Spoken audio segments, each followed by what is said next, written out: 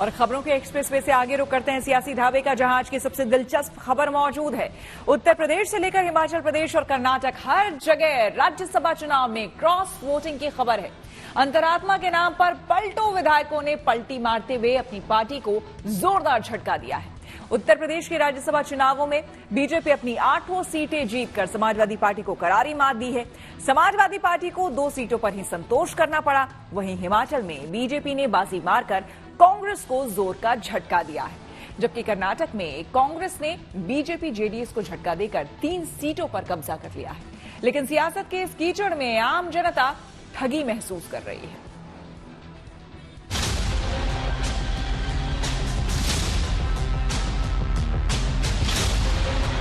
कुछ नहीं है भाई, ये गवर्नमेंट चल रही है। बाबा जी बैठाले हुए हमारे एमएलए को।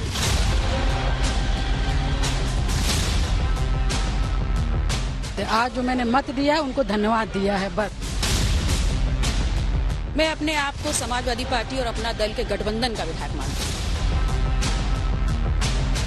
एक कैंडिडेट को फील किया है, उसको लगता है कि केंद्र सरकार का आशीर्वाद है।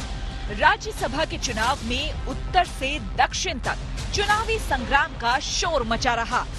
खबर है कि यूपी में बीजेपी, कर्नाटक में कांग्रेस और हिमाचल में बीजेपी के पक्ष में क्रॉस वोटिंग हुई। उत्तर प्रदेश में अखिलेश यादव के साथ खेल हो गया। यूपी में 10 सीटों पर चुनाव था। बीजेपी ने 8 और समाजवादी पार्टी ने 3 उम्मीदवार उतारे थे। मतदान से पहले बीजेपी का दावा था कि वो सभी 8 सीटें जीतेगी और समाजवादी पार्टी कह रही थी कि उनकी जीत तय है। किसी की अगर अंतरात्मा जागी है, उनको यह सच समझ में आया है कि भाजपा ही देश का वर्तमान है, उत्तर प्रदेश का वर्तमान है, भाजपा ही देश और प्रदेश का भविष्य है और समाजवादी पार्टी डूबता हुआ जहाज है। समाजवादी पार्टी समाप्तवादी पार्टी होने वाली है। जितनी जल्दी हो इसका साथ छोड़ करके निकल जाओ। कोई ऐसा सोचे होंगे, अच्छी बात। अब अखिलेश यादव कह रहे हैं कि बीजेपी चुनाव जीतने के लिए किसी भी हद तक जा सकती है। जो दूसरों के लिए कांटा बोते हैं, एक दिन उनके लिए भी कांटे मिलते हैं। बीजेपी चुनाव जीतने के लिए कोई भी हथकंडा अपना सकती है, कोई भी लाभ देने के लिए आश्वासन दे सकती है। बीजेपी है, जीतने के लिए सब कुछ करेगी। माना जा रहा था कि पल्लवी पटेल भी क्रॉस वोटिंग कर सकती हैं, मगर उन्होंने समाजवादी पार्टी का ही साथ दिया। पल्लवी पटेल ने कहा कि वो गद्दारी नहीं कर सकती, जबकि गायत्री प्रजापति की पत्नी और समाजवादी पार्टी के विधायक महाराजी देवी वोट डालने नहीं पहुंची। मतलब समाजवादी पार्टी को बड़ा नुकसान हो गया। वहीं हिमाचल प्रदेश के जिस चुनाव में कांग्रेस अपनी जीत पक्की मान रही थी, वहां पहले तो बीजेपी ने प्रत्याशी उतारकर उस सियासी जंग को पेचीदा बना दिया। अब कांग्रेस क्रॉस वोटिंग करने वाले विधायकों पर सौदेबाजी का आरोप लगा रही है। वहीं बीजेपी इसकी वजह कांग्रेसी खेमे की नाराजगी बता रही है। खबर तो ये भी है कि कांग्रेस के कुछ विधायक हरियाणा के पंचकुला पहुंच गए हैं।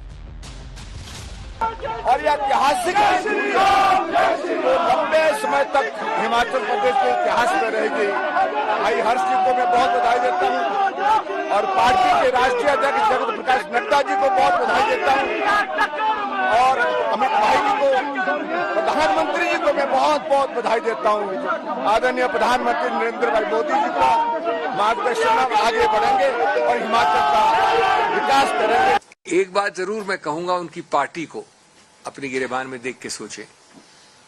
जब भी कोई पार्टी 25 और 43 के आंकड़े या इक्वेशन में 25 वाली पार्टी 43 वाले के विरुद्ध उम्मीदवार खड़ा करती है, तो उसका सिर्फ एक और एक ही संदेश हो सकता है। वो संदेश है कि हम बेशर्मी से वो करेंगे जो कानून में अनुमति जिसकी नहीं है।